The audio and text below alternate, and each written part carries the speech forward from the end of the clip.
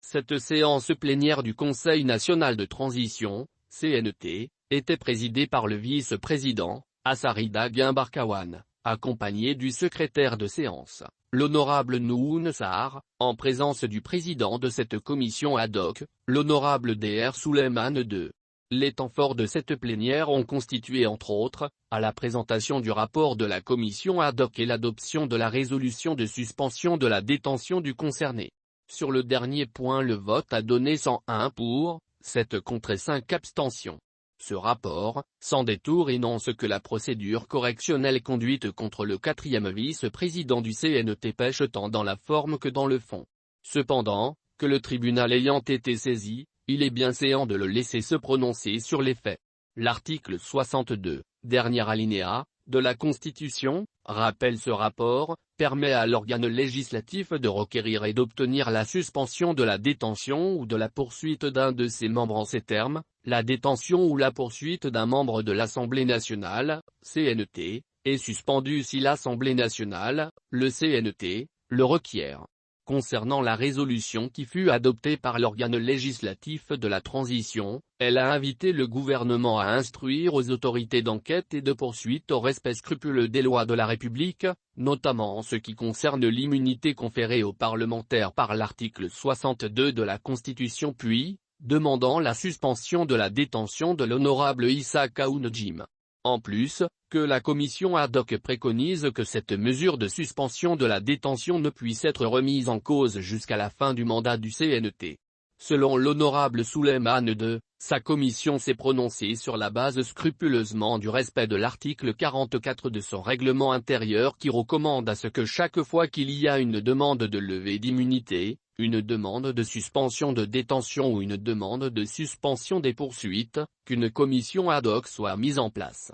C'est ce travail qui a été fait, dit-il, le lundi 1er novembre dont il a eu l'honneur de présider la dite commission. À ses dires, sa commission a respecté toute la procédure consistant à auditionner l'honorable Issa Kaoun Jim à entrer en possession de la note d'information que le procureur leur a envoyée. Dans un premier temps, il est extrêmement difficile d'établir la flagrance dans cette affaire, parce que la note du procureur même indique que c'est une affaire réinstruite.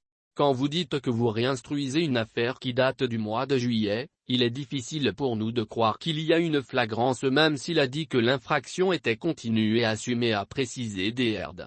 Outre, que le procureur a visé l'article 167 du Code de procédure pénale qui porte sur les crimes économiques, qu'ils ont eu du mal à faire un lien entre ce que le procureur reproche au président de la CFAZO-CAVL, Issa Kaoun Jim, et cette disposition consacrée au niveau du Code pénal.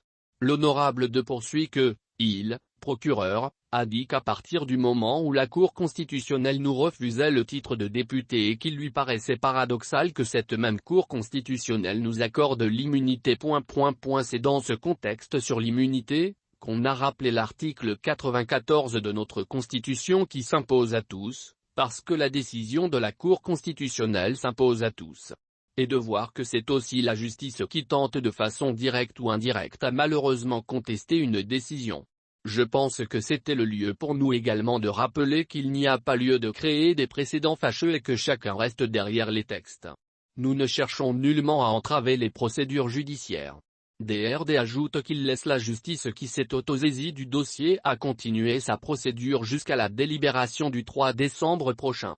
Après l'adoption de la résolution demandant la libération du gendre de l'imam Dicko par le CNT, le syndicat autonome de la magistrature, SAM, et le syndicat libre de la magistrature, SILIMA, se sont prononcés sur le sujet en ces termes, le syndicat autonome de la magistrature, SAM, et le syndicat libre de la magistrature, SILIMA, ont pris connaissance de la résolution N-2021-00/CNTRM, demandant la suspension de la détention de M.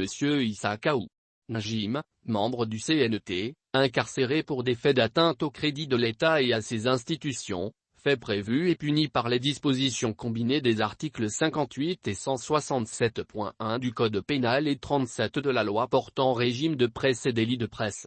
Cependant, les syndicats rappellent à tous, le respect du principe sacro-saint de la séparation des pouvoirs, gage d'une justice forte. Ils expriment enfin, leur soutien indéfectible à leurs militants et singulièrement à ceux du tribunal de grande instance de la commune Yves, dans leur lutte inlassable contre l'impunité. En somme, avec ce communiqué des syndicats de la magistrature, assistons-nous à un bras de fer entre le CNT, pouvoir législatif, et les magistrats, pouvoir judiciaire? Affaire à suivre.